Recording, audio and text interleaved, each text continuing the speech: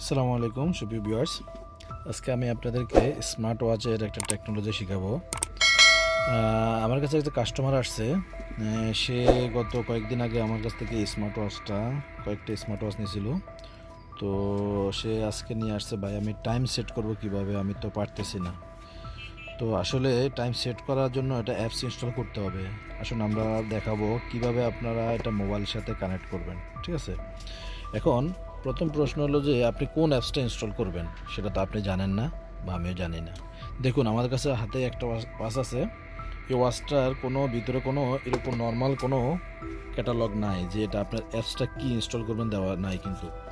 অনেক স্মার্ট ওয়াচের সাথে দেওয়া থাকে না কিন্তু, ঠিক আছে? এই স্মার্ট ওয়াচটা দেওয়া নাই।